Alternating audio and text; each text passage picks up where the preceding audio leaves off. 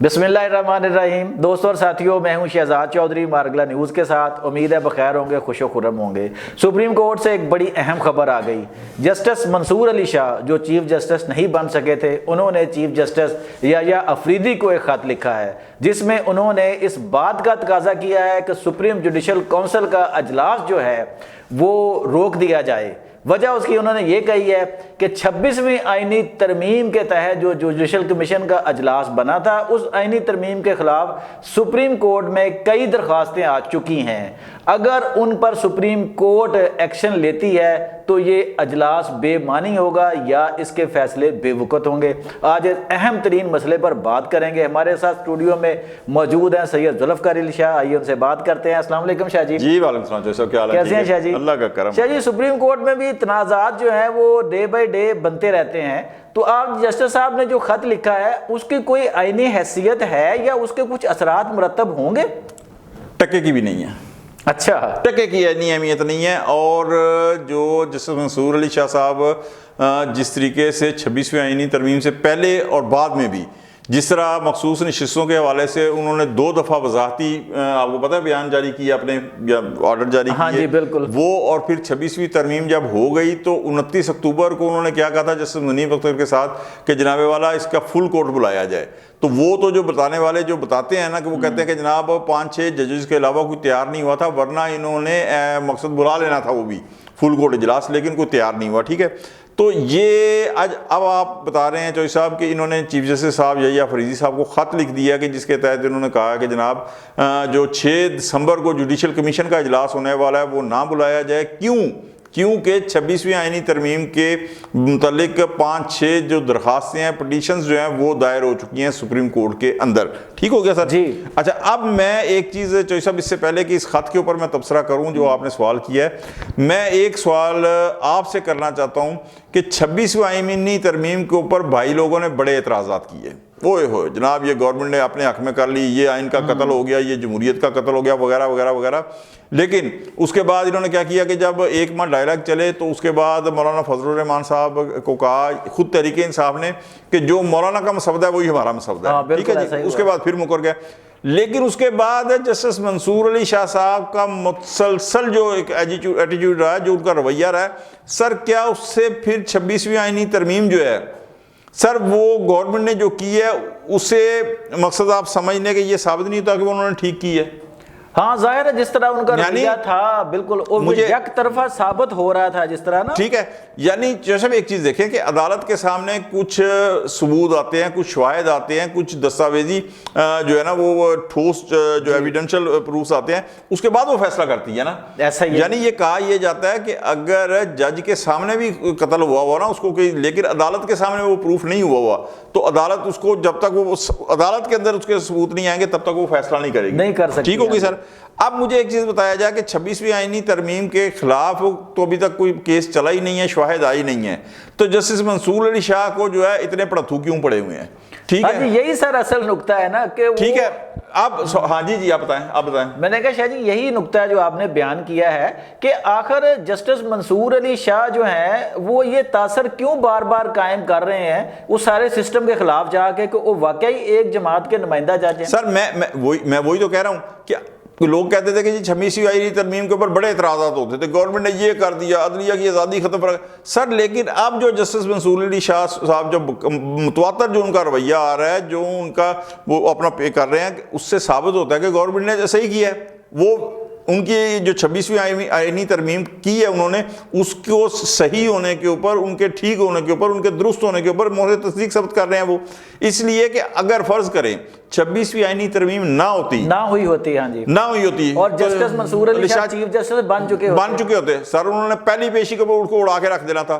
ठीक है, अब मैं आपको बताऊं कि जो उड़ा के रखना है वाज़ेह तौर के ऊपर आइन के अंदर है कि पार्लियामेंट 2/3 अक्सरियत से कोई भी कानून बना सकती है, आइन में तरमीम कर सकती है।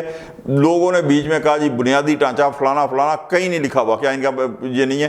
ठीक है, तो सर अगर उन्होंने 26वीं आईनी तरमीम कर दी है तो अब आपने कहा कि जी जो खत लिखा है, अच्छा खत के अंदर क्या लिखा है कि जनाब 5-6 जो है 26वीं आईनी तरमीम के खिलाफ दरखास्तें आ चुकी हैं। हाँ जी। अच्छा, अब उन्हें बंदा ये पूछे कि जो 26वीं आईनी तरमीम के खिलाफ दरखास्तें आ चुकी हैं, पहली बात तो ये है कि रजिस्ट्रार को उसी सतह के ऊपर वो रिजेक्ट कर देनी चाहिए कि पाया जाओ आईनी जो बेंच बन चुकी है ना, उसके बाद 26वीं आईनी तरमीम के बाद आईनी बेंचेस की तश्कील के बाद सुप्रीम कोर्ट इन जो पिटिशन है इन्हें सुनने का मजाज ही नहीं है। मजाज नहीं है, ठीक है।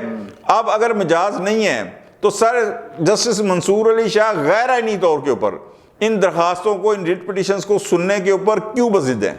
अच्छा शाह जी, तो फिर मकसद क्या हो सकता है इस तरह के खत का या इस तरह के बिहेवियर का उनका? सर इस तरह के बिहेवियर का मकसद एक तो ये है कि अगर किसी तरीके से वो कहते ना क्या है हमें लग जाए तो मतलब तीर बनना तुक्का, मकसद ये इस तरह के किसी तरीके से एक प्रेशराइज करने की पॉलिसी भी है कि या एक खबर बनने की, या एक ये है कि जो सोशल मीडिया के उसके ऊपर आ जाए जनाब मंसूर अली शाह साहब ने लिख दिया होन फटा पाएगा, जो सोशल मीडिया ना इसी तरह का वो चूरन बेचते हैं, इसी तरह का बिक रहा है। ठीक है सर।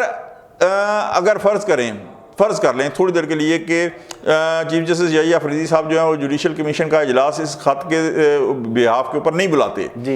यही खत इन्होंने महीना पहले भी लिखा था 29 अक्टूबर को भी कि जनाब इन्होंने और मुनीर बख्तर साहब ने कि फुल कोर्ट बुलाया जाए, उन्होंने साइड के ऊपर रख दिया, चीफ जस्टिस साहब ने नहीं लिखा। अब अगर फर्ज करें नहीं बुलाते तो सर एक आईनी बहरान पैदा हो गया। हाँ जी बिल्कुल ठीक है। जुडिशल कमिश्नर नहीं बुलाते जनाब, ये सारी दरखास्तें इधर लग जाती हैं, उसके बाद जनाब गवर्नमेंट का तड़न तख्ता होने में एक हफ्ता भी नहीं लगेगा।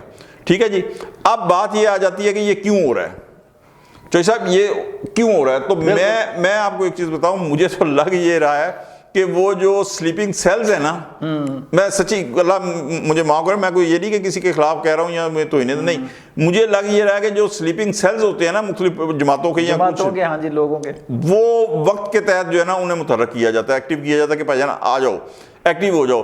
तो ये पहला तो उनको बड़ी कामयाबी थी कि 24 नवंबर की जो कॉल है ना, फाइनल एहतजाजी कॉल, ठीक है, जिसके ऊपर बुशरा बीबी ने हलफ भी लिया और फिर पख्तून कार्ड भी खेला, मज़हब का कार्ड भी खेला। अली मीन गंडापुर ने पूरे एक सूबे की पूरे रियासती वसाइल को जो है ना उसके ऊपर झोंक दिए उसके अंदर, तो उसके बावजूद वो चंद हज़ार का मजमा लेकर आने में कामयाब हुए और जिस बुरे तरीके से वो नाकाम हुए वो भी पूरी दुनिया ने देख लिया। तो वो चौधरी साहब पूरा यकीन था कि वो तहरीक, वो धरना, वो सब कुछ कामयाब हो जाएगा और तहरीक इंसाफ जो चाह रही है वो हासिल कर पाएगी। लेकिन जिस बुरे तरीके से वो नाकाम हुई है वो कॉल, उसके बाद अब ये, और उस कॉल के दौरान चूंकि अभी वो नाकाम जब नहीं हुई थी ना, तो हामिद खान साहब ने कहा जी 30 नवंबर को वकला तहरीक शुरू हो जाएगी। कोई शुरू नहीं हुई सर, खेत स्वा कोई शुरू नहीं हुई, इसलिए कि हर बंदा जो है ना वो बयान देता चला जा रहा था। अब ये हुआ कि वो नाकाम हो गई है, तो अब ये एक अदालती महाज के ऊपर जनाब आप शुरू हो जाएं